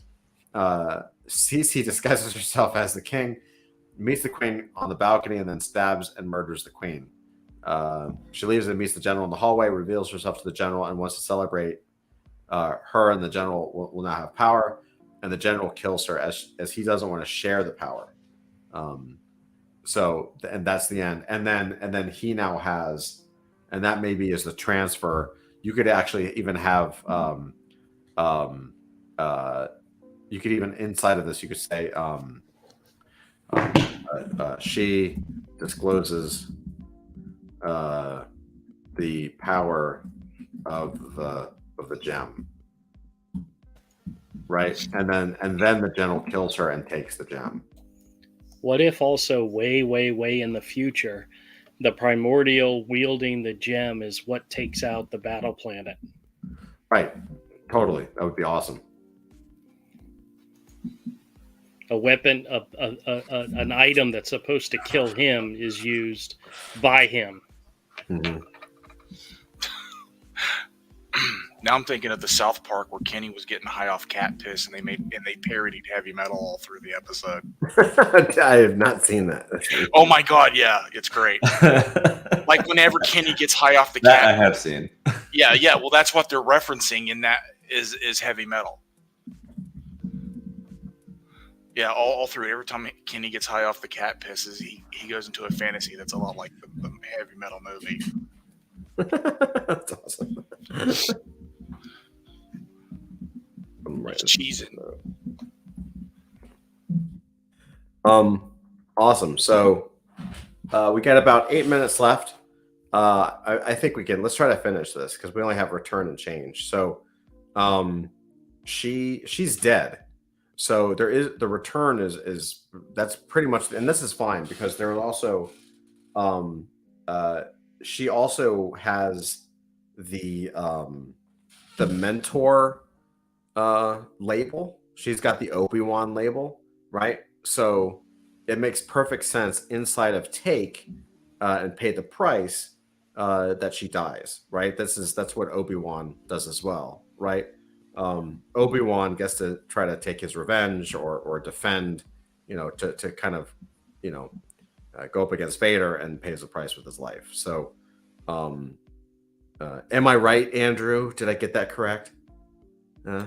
Didn't he sacrifice himself? Yes, but it was still paying the price. What if, hear me out here, what if the battle that rages between the king and the primordial, the weapon is being used, this gem is being used, but during the battle, the gem is lost. And so the general can't use it to kill the primordial. He just can only watch as the primordial destroys everything. And what if, like, maybe there's a half human, half cat character that finds the gem and takes it to the body of the seer and is able to revive her. I don't know. No. Played by Taylor Swift. Either that or Ibis Eldred or whatever his name is. I could just see a twist in fate which reunites the gem with the old lady, with the seer, and keeps her alive. And is able to bring her back alive. That's possible. I do like the idea that the gem is lost. Yeah. Because that could also set up things down the road when the primordial is reintroduced in a modern way. That gives him a mission, right? Like his mission isn't just to stomp out a city. His mission is to find the gem because of whatever the gem can do, right? Hmm. Which makes sense. I mean, it also ties into why he's like in the water quite a bit, like kind of coming up out of the waters. And maybe instead of the general killing her, he stabs her, but she doesn't die. He stabs her, steals the gem for her own, and maybe pushes her into a pit or something where she can still be alive. And somehow at the end of the story, she gets the gem, and maybe it heals her, helps heal her, but she's still insane. I also don't think we have to disclose whether she dies or not. You could totally do a Darth Vader, Obi-Wan, you know what I mean? Where like Darth Vader's stabbing people left and right through, people get stabbed with lightsabers left and right in the series and they don't die. Like you could have, okay, you haven't seen Obi-Wan. So you could have the general quote unquote kill her and then cut with the assumption that she's dead and still have her that she has been exposed to a gem, that an alien gem that has also like given her the illusion of the king. So she's infused with this power anyway. So maybe and then we do establish that the gem has the power to give the wielder the ability to bring back the undead or something. You know what I mean? Like there is magic established. So I don't think that would be too hard to bring her back later on. But we don't have to. We can show her death here and not worry about saying nope, she's alive. Like we can do that later on. Ooh, what if members of this secret cult are the ones that steal the gem away, and maybe they revive her with it, and maybe she becomes like a leader of that group. We could do the gem is stolen. I'll just put it stolen by the cult. Yeah, and if we're decimating and killing everybody, they've got to be very far away. I like the idea of this city being Atlantis, with the idea that the primordial was originally brought to Earth. You muted yourself. Yeah, I did because I sneezed. Oh, sorry. He comes to Earth in order to literally destroy everything. But in the end, he fails in the fact that he only destroys Atlantis. And humanity survives outside of it.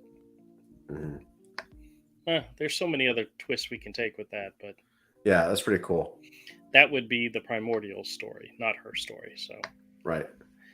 I'm just trying to waste time for 3 more minutes. Oh my God, Andrew. Just kidding. I know. Andrew is such a lovable, wonderful human being, and he's playing the character you play is very fun. What are you talking about? Zach's already asleep. No, I'm not.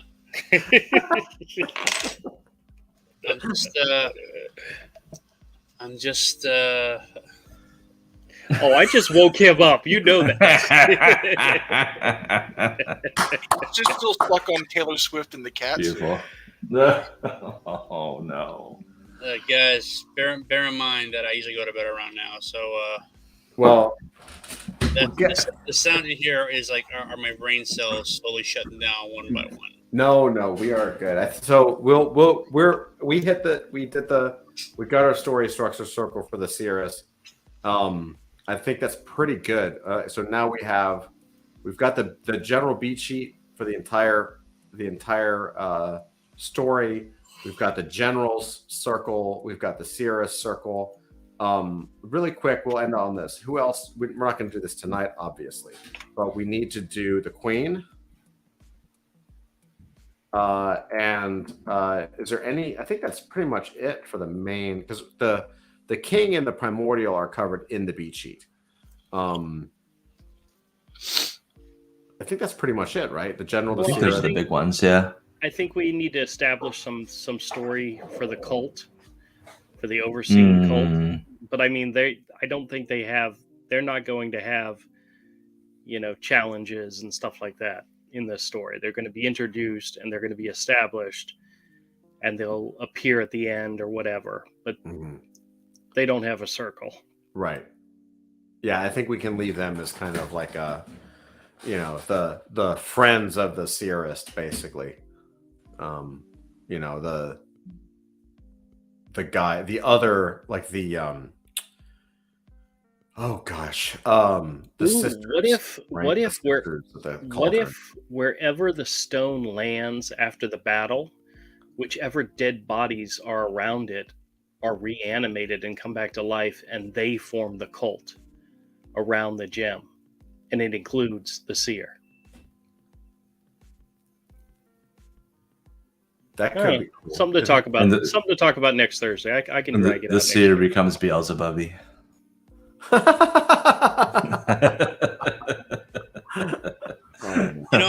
actually, no, don't laugh. That could actually work. That could work. Yeah, it could. Yeah, I'm only somewhat joking. And the general becomes the guy from the bowling alley. What was his name? No, Carl. He's the reincarnated version of Carl. Yeah, why not? Why not? That might work. No. Oh, yes, Dusty. Thank you, buddy. Dusty's like, hey, asshole, let's get to that update on when reveal. Before we cut, thank you, Dusty. Appreciate you, man. So everybody, thank you guys for showing up. Thank you guys for playing with us. When reveal. So as you guys know, we did the launch of the Adult Fantasy Mint Pass #1 Ashcan Edition. It minted out. So thank you to everyone who participated in that. We will be revealing the NFT. The NFT reveals on Monday. Woo! So Monday will be the big reveal. What time Monday? Well, tune in to the Discord on Monday and we'll let you know. In the meantime, though, be sure to tell everybody and get ready because these things look freaking great. Can't wait to show you guys those. They look cool. So good. And just a reminder, too, when they reveal, they will be graded, and it's a fixed or static grade, meaning unlike Adult Fantasy Season 1, these grades will not change. So it is what it is. Willie D says, woo, what's up, Willie? Welcome. I know you've been here a minute. Yeah, these things look so hot, man. I am so excited to share this with everybody. And I know the rest of the team is too. So yeah, it looks really good. So Monday, that is the big reveal, when reveal info. So again, thank you guys. Thank you to everyone here. Avery, Flint, Zach, Andrew. Appreciate you guys. I love you guys. This is my favorite time of the week. And the stories that we're creating are just freaking awesome. I cannot wait to see this as a book and see how it takes shape. Very, very cool. So yeah. Does anyone have any links or any websites or anything that they want to share before we bounce and say goodnight? No, we're good. All right, cool. Good. Awesome. Websites, URLs to share? Sure. If you have it, you can share it. Not at the moment. Right on. No worries. So everybody, thank you again for coming. We will Dusty, are we doing games tonight? We usually do games afterwards. We do an after party in the Discord. If we do, it'll probably be about 11 o'clock p.m. Eastern time, since it's about 10:30 now. And yeah, thank you guys again for everything. We'll see you guys next week on the Lore Games. We are almost done with the story. We just have like a little more, maybe one or two more sessions, and then this thing is wrapped. Okay, we have something else going on tonight. No worries. So with that said, love you guys. See you soon. See you next week. See you in Discord.